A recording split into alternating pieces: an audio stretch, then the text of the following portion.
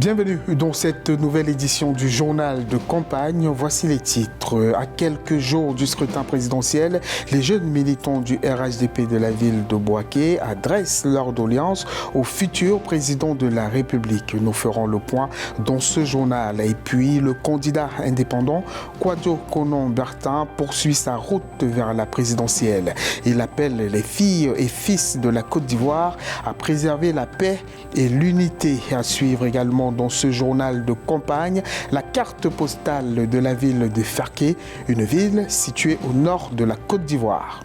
On l'a surnommée la capitale de la rébellion, mais avec la réunification de la Côte d'Ivoire en 2012, la ville de Bouaké a retrouvé le chemin du développement. Cependant, la deuxième ville du pays a du retard à rattraper et ses habitants s'impatientent. Les détails dans cet élément signé Olivier Konon et Armand Bledou. Avec ses 550 000 habitants, la ville de Bouaké est le troisième pôle économique de la Côte d'Ivoire, après les villes portuaires d'Abidjan et de San Pedro. Desservie par la ligne de chemin de fer Abidjan-Niger, c'est un carrefour commercial qui permet de rallier le Burkina Faso et le Mali. La ville représente 3% du PIB de la Côte d'Ivoire, mais ses habitants déplorent de mauvaises conditions de vie et fondent plein d'espoir dans l'élection du futur président. Avant de travailler, déposer les dossiers, il n'y a pas de travail. Oui, j'ai eu un BTS en gestion des collectivités territoriales en 2017. On est là, c'est stage, on fait, il n'y a rien. C'est chaque individu dans sa maison, dans son assiette, dans ses activités. C'est là on sent qu'il y a progrès. Sinon, émergence, c'est bon, mais où est ça? Autrefois cité rayonnante, la capitale de la région du Béké sera le principal foyer de contestation contre le régime de Laurent Gbagbo, ce qui l'a privé pendant une décennie de tout développement. Avec la réunification du pays, la ville a renoué avec le développement, mais doit rattraper un long retard.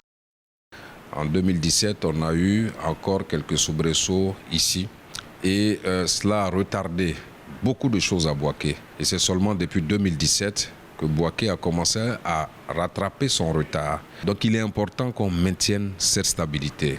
La ville de Bouaké attend donc du futur président qu'il comble son gap d'environ 10 ans dans son processus de développement. Le candidat indépendant Kwadwo Konon Bertin fustige le bilan du président sortant Alassane Ouattara. C'était lors d'un meeting donné à Boundiali, au nord de la Côte d'Ivoire. Retour sur cette offensive du candidat indépendant à l'élection présidentielle du 31 octobre prochain avec notre envoyé spécial à Boundiali, Alain Canon. La population de la région de la Bagoué a pris d'assaut le centre culturel de Boundiali pour ne pas se faire raconter le passage de Kwadwo Konon Bertin dans leur localité.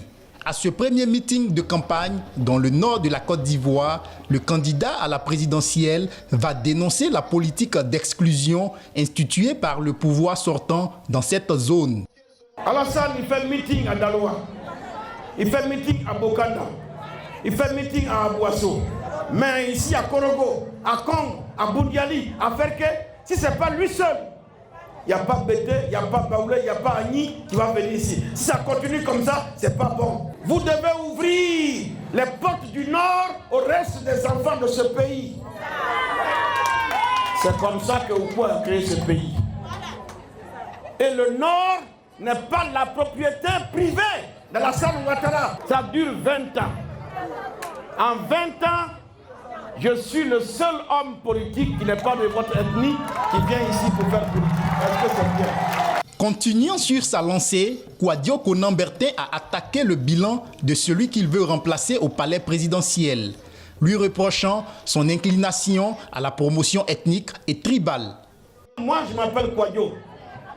Si demain je suis président de la Côte d'Ivoire et que derrière moi, il n'y a que les Kwadwo, il n'y a que les Kofi, est-ce que vous serez content? Ah, vous ne serez pas content.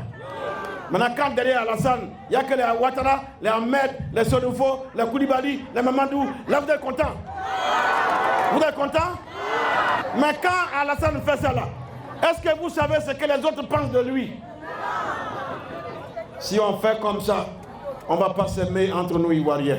Quand quelqu'un devient président, il devient président de tout le monde. Il doit protéger tout le monde. Kakabe poursuit son tour de la Côte d'Ivoire. Après les localités du sud, du centre et du nord, il met le cap sur l'est du pays. Le candidat animera un meeting à Bondoukou le lundi 26 octobre 2020.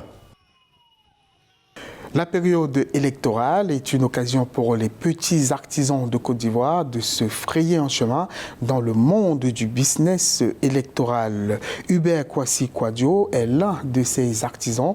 Il est spécialisé dans la calligraphie. C'est un reportage signé Olivier Conan et Armand Bledou. Installé dans la ville de Bouaké, c'est dans cet atelier que Hubert Kwasi confectionne banderoles, pancartes et affiches. C'est en classe de 3e qu'il décide de se lancer, mais il est persuadé qu'il était destiné à ce métier. Déjà, dès l'école primaire, en tout cas, je dessinais un peu bien. Et arrivé à la classe de 3e, après le BPC, ça n'a pas marché. Donc, vraiment tout de suite, je me suis orienté dans le métier. Et depuis là, je suis calligraphe.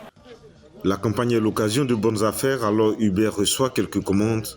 Mais ce n'est pas l'effervescence des campagnes précédentes et les affaires ne sont pas si bonnes. C'était avant, mais maintenant, franchement, ils viennent à compte-gouttes. On gagne un peu, mais pas vraiment ce qu'on veut même. Parce que pratiquement tout s'est fait à Abidjan. Tout s'est fait au niveau d'Abidjan, donc à nos niveaux ici. Ce n'est que les comités de base un peu qui nous envoient des petits banderoles à faire et quelques tricots à faire. Vraiment, sinon, on gagne un peu, mais ce n'est pas aussi trop ça. Hubert Kwasi est cependant optimiste et dit bien vivre de son métier. Un métier qui lui a permis de construire une famille de 4 enfants. La carte postale du jour nous amène à Fergué-Sédoukou, une ville située au nord de la Côte d'Ivoire. Communément appelée Fergué, cette ville connaît un développement remarquable. Reportage. Le candidat à la présidentielle, Alassane Ouattara, a choisi la ville de Fergué-Sédoukou sur la liste des localités à visiter dans le cadre de sa campagne électorale. Situé au nord de la Côte d'Ivoire et chef-lieu de la région du Tchologo, Fergué-Sédoukou ou Fergué est une belle cité avec des voies bitumées et des infrastructures modernes. Les populations désirent plus de modernité à Fergué avec le président qui sera élu au soir du 31 octobre. Ça vaut 25 à 26 ans, nous sommes dans le marché ici. Sincèrement, nous n'avons pas de marché ici à Fergué. Nous voulons un marché. Sur le soleil, là, ça ne nous arrange pas. Un grand marché à Fergué, vraiment, ça nous fait du bien. Ici, on est là, on souffre. Les autorités de la ville de Fergué promettent mieux faire pour développer la ville. Un développement qui, selon eux, doit se faire avec les efforts et l'apport de tous, vu la diversité culturelle et ethnique qu'il y a. Pour moi, c'est un appel que je peux lancer à tout un chacun. Parce que nous sommes pendant des élections. Et les élections, ça a toujours envoyé des tensions, surtout à Fergué.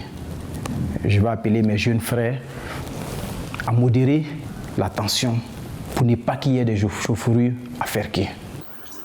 Fergué-Sédoukou est l'une des plus grandes villes de la Côte d'Ivoire. C'est également le fief du peuple Sénoufo. C'était la carte postale du jour signée Olivier Conan et Armand Bledou. C'est la fin de ce journal de campagne réalisé depuis Abidjan en Côte d'Ivoire. Merci de l'avoir suivi. À très bientôt sur Africa 24.